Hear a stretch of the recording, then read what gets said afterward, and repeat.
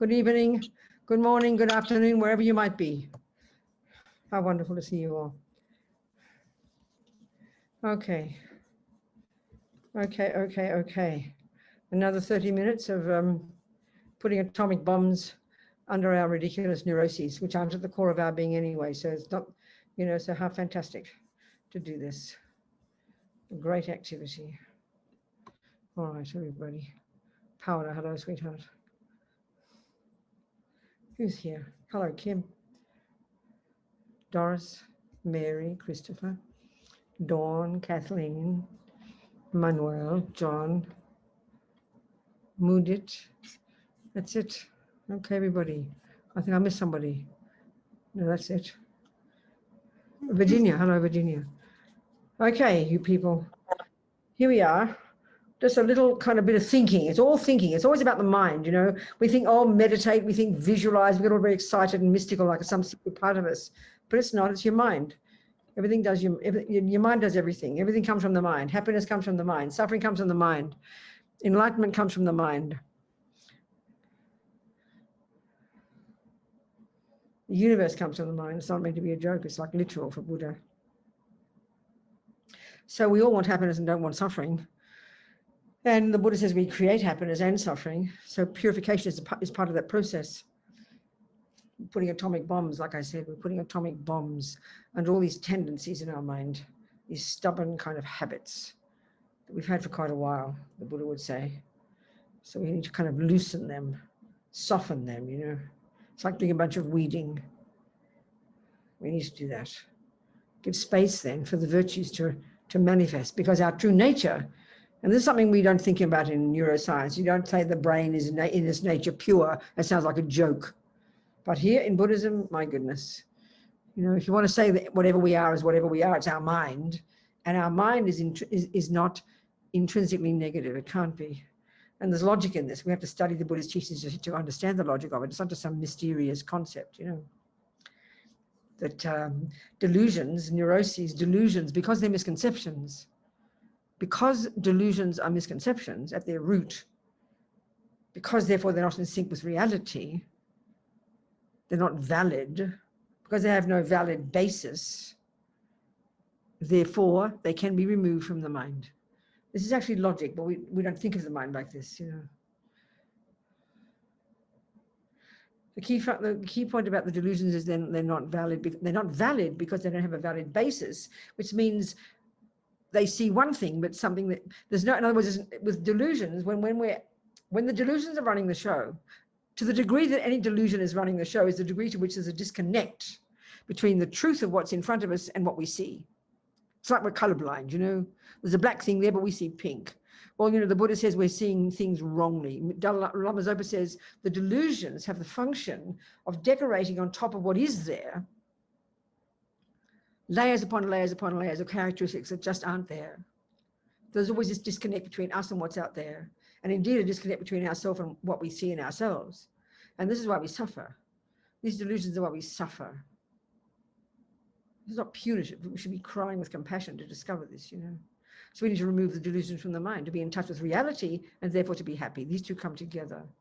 Happiness and seeing reality come together. Suffering and being not in and living in la la land come together too. So we have to put atomic bombs under the tendencies in the mind, karmic tendencies, habits, based upon the delusions. So it's so practical, Because our true nature is the virtues. This is why Buddha says the word Buddha, Bud, implies the eradication from our mind of all neuroses. And Da implies the development to perfection of everything else. Love, wisdom, compassion. They are at the core of our being. This is mind-boggling if we like to hear about it and think about it. It should give us incredible courage. It should give us incredible inspiration. It should cause us to have incredible perseverance, But the tragedy is we buy into the rubbish stories. We believe they're true. That's why we despair. We don't see light at the end of the tunnel. This is what's so tragic in our culture. Why people kill themselves. It's because you see no hope. We don't believe it's possible to be happy. We don't believe it's possible. This is what's utterly tragic, utterly, utterly tragic, Especially young people, I've heard. It's just unbearable. because we buy into the negative stories. This is what is as Lama Zopa says, it's bad enough that we don't see things as they really exist. It's bad enough we see things wrongly. We decorate on top of what is there, what isn't there. Bad enough we do that. Bad enough we have a misconception about something. Bad enough we have that. But the worst part is, the tragedy is, we believe it is true. That's why the first step of practice is when you hear yourself talking angrily about somebody, angrily about yourself, you hear it, you hear the anger, it's real, it's there, you feel you can't stop it, but you listen to what it's saying and you think, Robina, maybe that's not true. This is like unbelievable to do this. If we're not even sure, as Prabhupada Rinpoche says, the truth, how things actually exist. If we're not even sure about that, doesn't matter. Just don't believe what we see. These are just stupendous advice, you know. We have to remember it. So we just keep thinking, just think, let's just think. The first step, think, regret, think. Some of the dumb things we've done with our body and speech today, let's say, bad mouth the next door neighbor, you know, got mad at the you know, criticize somebody behind their backs, whatever, just had said negative words. Don't just think that means nothing, you know. Said negative words, angry words, jealous words, resentful words, depressed words, self-hating words. Maybe we did things with our body, like took something, maybe, you know, kicked the dog, killed the ant. Things we did with our body and speech today, based on delusions that hurt others. Think like this, just whatever, little baby things, even small. Just for a second, contemplate anything you might have said or done today that harms sentient beings, which is an action that was based on a delusion, which sows seeds in your mind, which will ripen as your suffering, and you don't want suffering. So just think for a second, anything you might have said or done today. Little things, doesn't matter.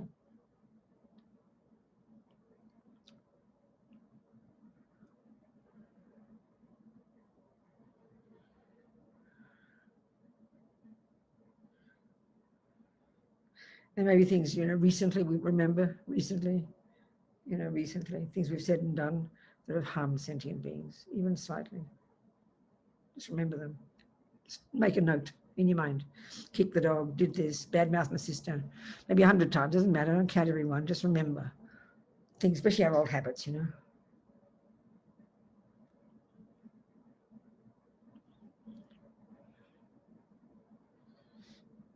And then think of all the things in this life we've done. If we can, just even a few remember. I mean, I always think of my abortion when I was 23 out of ignorance. I just knew I didn't want this baby that would come out the other end, so I decided to have an abortion. There was a sentient being in there, had karma with me. Due to that, this thing happened. So then we think, I regret all these actions. Regret means not, oh, I shouldn't have done it, I'm bad. Doesn't mean that. It means what a fool. It's like if you didn't realize there was sugar in that cake. Oh my God, what a fool, I can't believe it. Because you know you get diabetes, you know. I didn't understand, I didn't know what I was doing, you know, what an idiot. So you regret. Regret is like, what I did that, I did this, I said that. These actions that harmed others, which then bring harm to me. And I regret them because they harm me. Compassion comes later, not yet. For us first. I regret having done that because I don't want future suffering. Because we have to remember everything we say, do, and think leaves seeds in our mind, programs us. We don't want future suffering. We're sick of suffering. I'm sick of suffering for sure. And we create our own suffering and our own happiness. So I regret the actions I've done. All the ones I do remember, and all the countless, of course, the ones I don't remember this life. Of course, 99% I don't remember. But they've sown seeds, you know, it's a natural law. I regret from the depths of my heart. You're talking to yourself here, because I'm sick of suffering. I'm sick of these habits. I'm sick of this rubbish, you know. I'm sick of suffering, and I don't want the future suffering for sure. Talk to yourself. You know, you're talking to yourself here. I'm sick of suffering. I regret anything I've ever done or said that has ever harmed any sentient being, not just in this life, but since beginningless time, if that makes sense. I regret because I'm sick of suffering. I don't want these seeds to ripen as future suffering. So we've taken vows and things like that. We think any vows we've weakened or broken. I regret from the depths of my heart. I don't want to be separated from the Dharma. I don't want to be separated from my teachers. I don't want to suffer in the future. I want to keep my ethics pure for my sake, I regret from the depths of my heart because I am sick of suffering. Think like that. You know, my laziness, can't be bothered, all the stuff we do that feels so innocuous, but all of which program our mind and just make things more difficult for us, you know. It's not guilt, it's not blame, it's not punitive, it's not self-hate, it's practical. It's kindness to ourselves. So whom can we turn to? Whom can we rely upon? Who's got medicine that we can take to purify this? So second step, reliance. First part of it, we rely upon the Buddha. In this case, Vajrasattva, which is a tantric aspect of Shakyamuni Buddha. He's above our head. If you're familiar, fine. If not, don't worry. This enlightened energy above our crown, this white male form in the Bodhisattva style, very beautiful, very radiant. You can't tell the difference. You can't tell with the girls from the boys. They look very androgynous, you know. So Vajrasattva, he's holding a bell in his left hand and a dorji in his right, and they're crossed at his heart, which symbolizes the union of the two truths, enlightenment. Radiantly beautiful face, sitting above our crown, facing the same way as us, in the Bodhisattva style. And if we have a Lama, a spiritual teacher, a mentor, whom we've committed to, whom we rely upon, we see that it is their mind manifesting as Vajrasattva, as the Buddha, for our sake. Makes it very personal.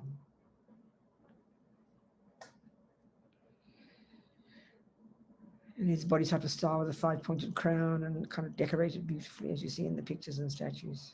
Everything's made of light, radiantly beautiful. The Buddha, enlightened mind, manifesting in this body for our benefit, to help us purify. We do the work. He's like the doctor, you know, we rely upon him, his advice. And the second part is compassion now for others. We rely upon sentient beings. In order to get compassion, you need suffering sentient beings, don't you? If you've never met a suffering sentient being, how can you cultivate compassion? Not possible. So in that sense, we rely upon them. So we think of those who we've harmed. The first step of regret is for our sake, is compassion for ourselves, because what we do produces our suffering in the future. So now we think of those we've harmed and have compassion for them. The ants were killed, the baby you aborted, the husband you cheated on, the dog you kicked, whatever. You know, those you've harmed with your body and speech. Have compassion for them, regret for their sake. I must purify for their sake. I know they don't want suffering just like me. Think of a few of them we've harmed.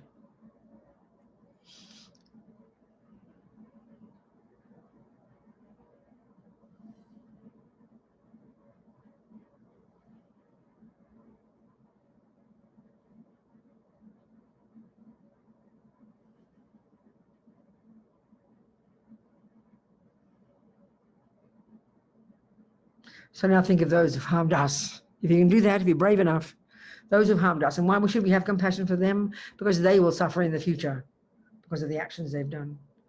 The Bodhisattvas have the greatest compassion for the worst beings because they cause themselves so much suffering.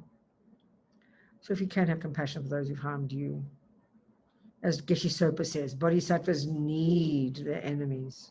That brings the greatest compassion in our hearts if we can accomplish it. If you can. If you can't, leave it there. Don't worry about it.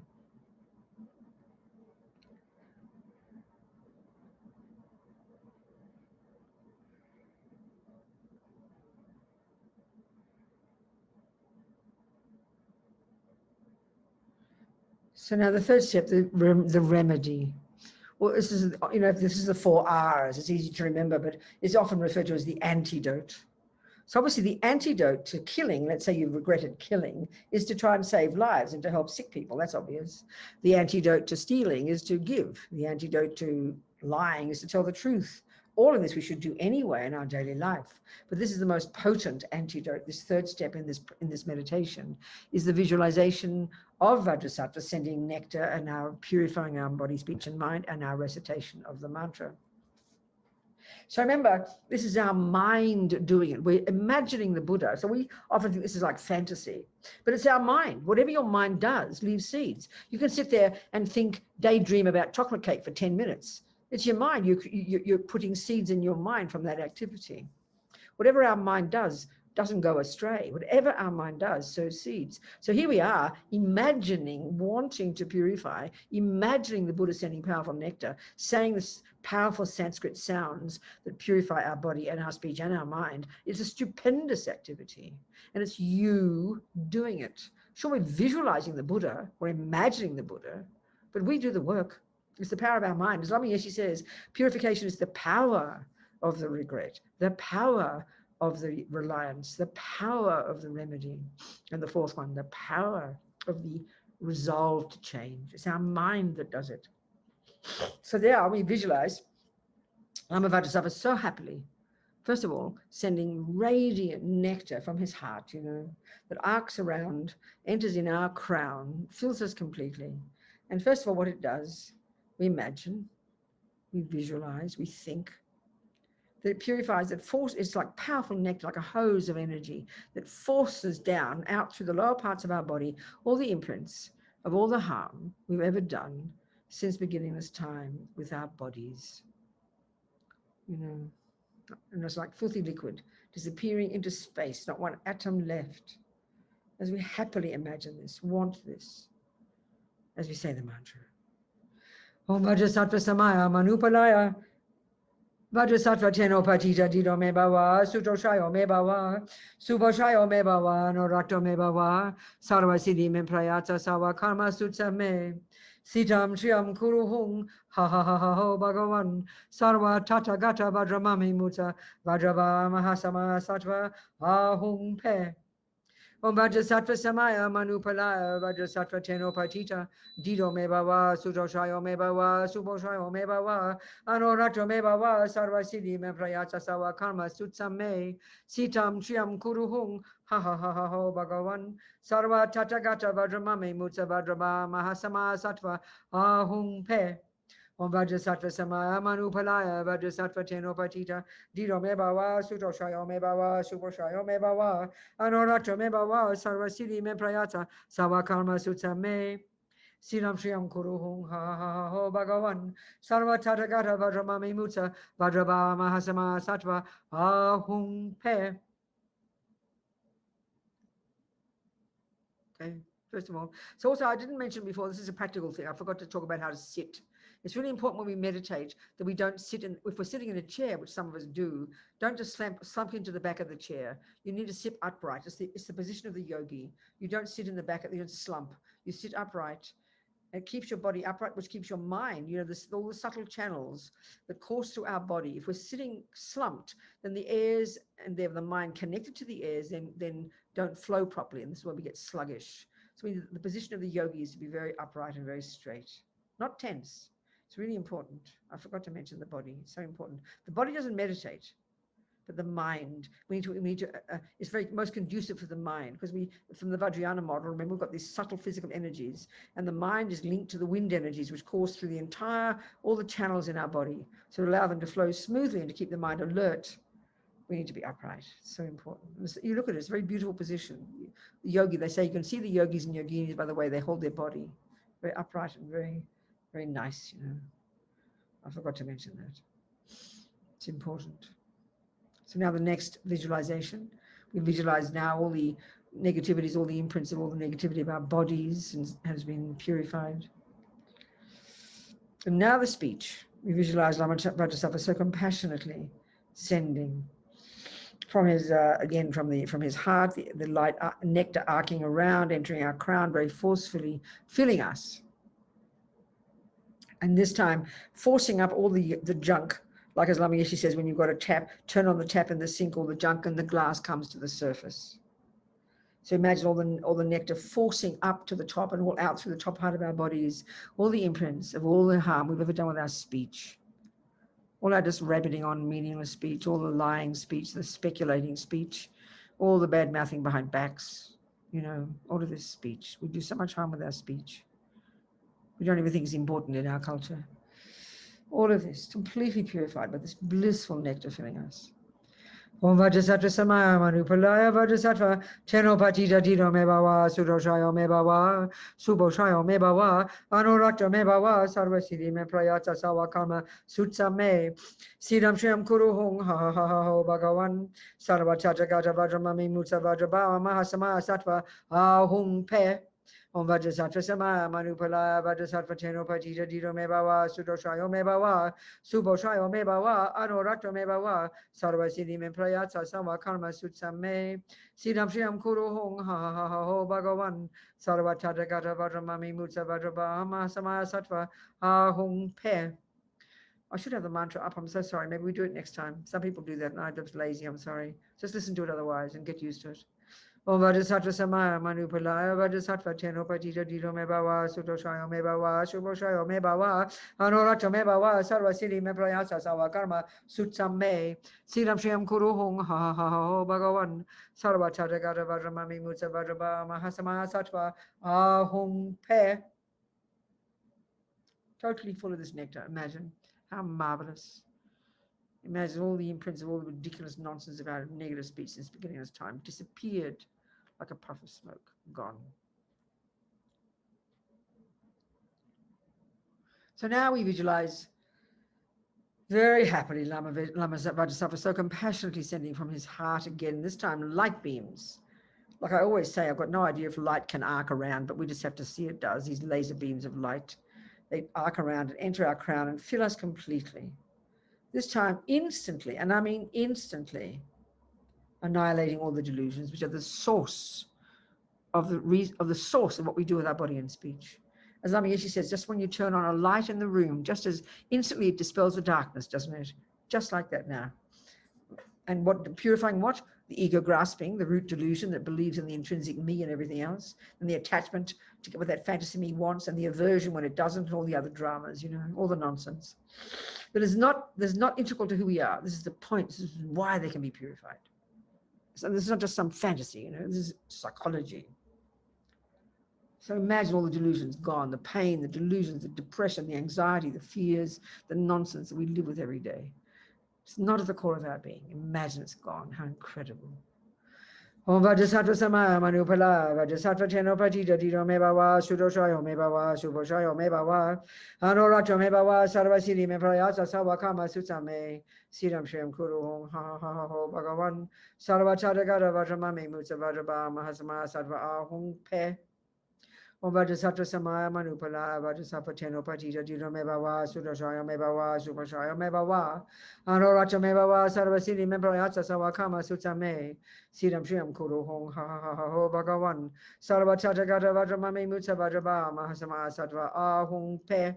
Om Vajrasattva Samaya Manupala Vajrasattva Teno Pajita Dito Mebawa Sudoshayo Mebawa Suboshayo Mebawa Anorakta Mebawa Sarva Siddhi Memprayasa Sawa Karma Sutsame Siddham Shriyam Kuru Hong Ha Ha Ha Ho Bhagavan Sarva Tathagata Vajramami Mutsa Vajrabha Mahasama Sattva Ahung Pe. Full of this blissful light. Imagine. How amazing.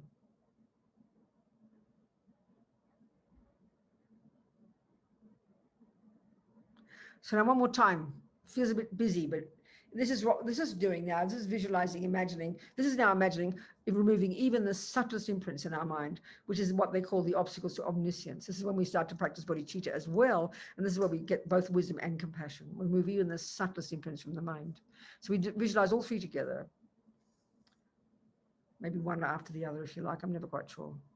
Light going, nectar going down, nectar coming up, and then the light.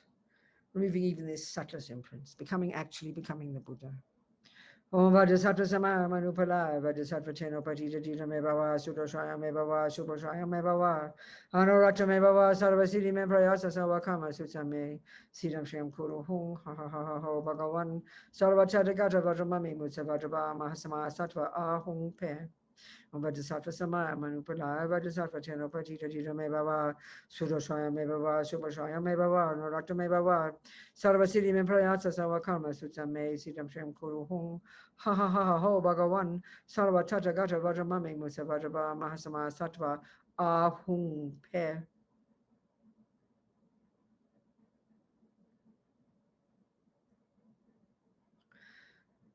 Also be delighted to say the mantra. The way, according to the Vajrayana, we have this subtle nervous system, right? And this subtle wind energies coursing through these 72,000 subtle channels. And all our states of mind are inextricably linked to these wind energies. So all sounds we say has an impact upon the mind, you know. So if you're saying negative thoughts all the time, negative thoughts, even just negative thoughts, it pollutes your mind and pollutes the winds, which in turn causes sickness karmically. But virtuous thoughts, mantra, sound of mantra and virtuous thoughts, this purifies your mind and purifies the winds, which in fact in future causes health. We create our own realities. We create our own bodies. In the future, we create suffering, we create happiness. It's a pretty incredible view, you know, if you think about it. We do it to ourselves, you know. So even just a thought, a positive thought, helps purifies your mind and your body. It's amazing. Long term, you know, it's incredible. To be very delighted, even just to say the mantra. So now the fourth step, resolve. Bonka Rinpoche says the most important. We make some decisions. So those of us who've taken vows, lay vows, bodhisattva vows, tantric vows, we reiterate our strong determination to watch like a hawk our body and speech, because vows are about body and speech, not about the mind. So of course we've got so many if we have tantra and everything, but we don't even know them half the time. But have this sincere thought: I'm going to watch my body and speech like a hawk and try and learn my vows, so I know I won't want to break them. I'll do my best not to break. You know, be sincere about it, not just vaguely.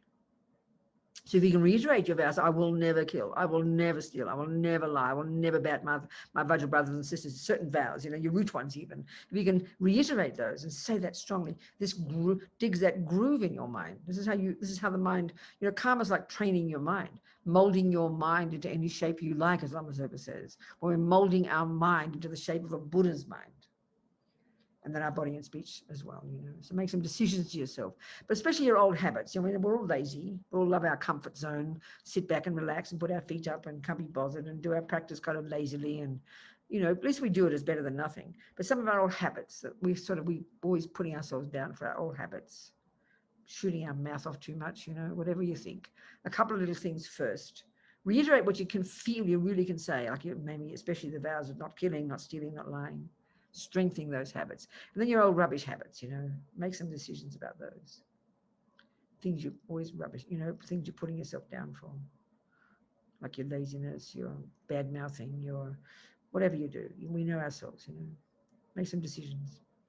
Even for 5 minutes, you say, I mightn't do this. For 10 minutes, I won't do that. For 1 hour, I won't do this. For 1 day, I'll do this, you know. You really make strong decisions. And we all know when you make a decision is when you do something. You're talking to yourself here too. You're being your own friend. So make some decisions, conscious decisions.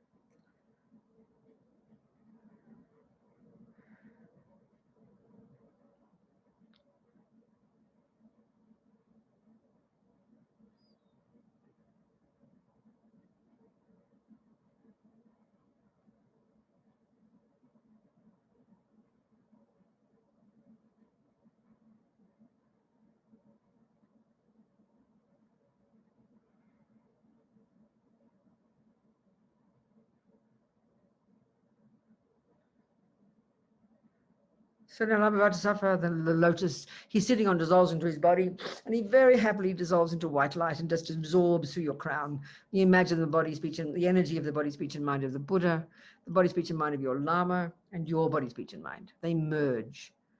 As Lama Yeshe says, union, oneness, become the same thing. So just imagine for about a minute, just imagine yourself as vast as space, no thoughts, blissful, clear, vast. No thoughts.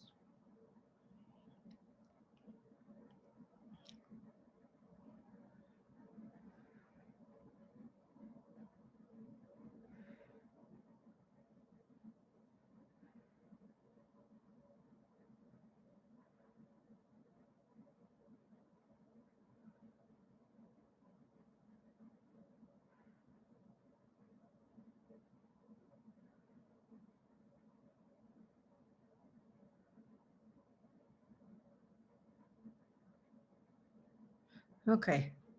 Now, Lama Yeshe says, if it's nighttime for you, you can go to bed with a happy mind and think to get up next morning, and off you go again. All right, sweethearts. Thank you so much. Much love, everybody. Thank you so much, Paula. Thank you so much, Mary. Everybody. Good night.